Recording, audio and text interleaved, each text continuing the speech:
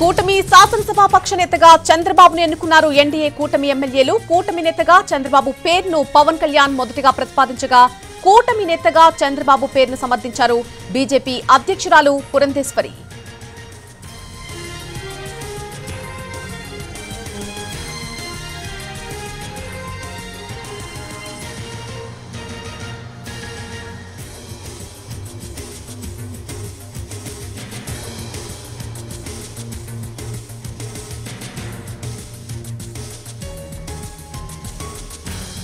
కూటమి శాసనసభాపక్ష నేతగా చంద్రబాబును ఎన్నుకున్నారు ఎన్డీఏ కూటమి ఎమ్మెల్యేలంతా కూడా. కూటమి నేతగా చంద్రబాబు పేరును పవన్ కళ్యాణ్ ప్రతిపాదించారు. కూటమి నేతగా చంద్రబాబు పేరును సమర్థించారు బీజేపీ అధ్యక్షురాలు పురంధేశ్వరి. రేపు ఏపీ సీఎంగా ప్రమాణ స్వీకారం చేయనున్నారు చంద్రబాబు.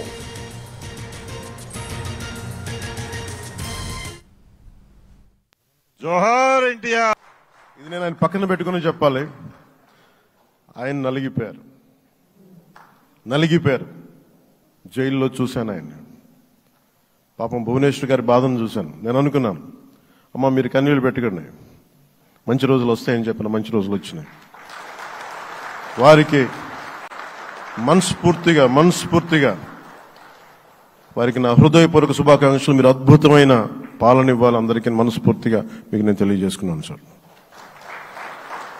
నేను పవన్ కళ్యాణ్ గారు ఢిల్లీకి వెళ్ళినప్పుడు, పురంధేశ్వరి గారు వచ్చినప్పుడు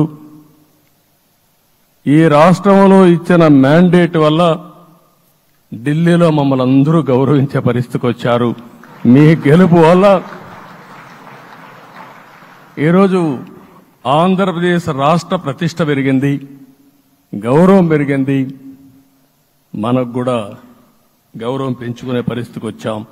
ఒక విధ్వంసకర పాలన, విద్వేషపూరిత పాలన, కక్షపూరితమైనటువంటి పాలన ఎదుర్కొన్నటువంటి సందర్భంలో అభివృద్ధి అన్న పదానికి అసలు అర్థం లేకుండా పోయినటువంటి నేపథ్యంలో సంక్షేమం, నిజమైనటువంటి సంక్షేమం అన్నది ప్రజలు దూరమైనటువంటి సందర్భంలో విసిగి వేసారిపోయినటువంటి ప్రజలందరూ కూడా మనం ఊహించలేదు. ఇంతటి ఘనమైన విజయం మనం సాధించగలమని చెప్పి మనం ఊహించలేదు.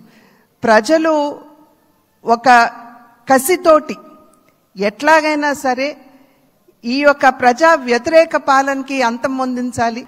ఏదైతే వారి మనసులో కరుడుగట్టి ఉన్నదో అది వారు బయటికి చెప్పకనే వారు ఓటు మాధ్యమంగా తెలిపినటువంటి నేపథ్యంలో వారందరికీ కూడా, తెలుగు ప్రజలందరికీ కూడా నా ధన్యవాదాలు నేను తెలియజేస్తాను. గవర్నమెంట్ లో ఏముందో ఇప్పటికి తెలియదు,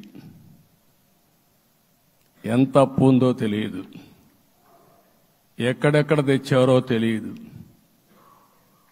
ఇవన్నీ కూడా డెప్త్కి వెళ్ళినప్పుడు ఎన్ని లక్షల కోట్ల అప్పు ఉంది, ఏదేది తాకట్టు పెట్టారు, ఆర్థిక వ్యవస్థ ఏ విధంగా చిన్నాభిన్నం అయిపోయింది, ఇవన్నీ కూడా అధ్యయనం చేసుకోవాల్సిన అవసరం ఉంది. ఇరిగేషన్ రంగాన్ని పూర్తిగా నిర్వీర్యం చేశారు. రాష్ట్రానికి అతి ముఖ్యమైన ప్రాజెక్టు పోలవరం. కేంద్రం క్లియర్గా పోలవరానికి సహకరించారు. నాకు ఇప్పుడు కూడా జ్ఞాపకం ఉంది, 10 సంవత్సరాల తర్వాత మన రాజధాని ఏదంటే చెప్పుకోలేని పరిస్థితి. ఇప్పటికి కూడా మనకు గుర్తొచ్చేది అది ప్రజాప్రభుత్వం.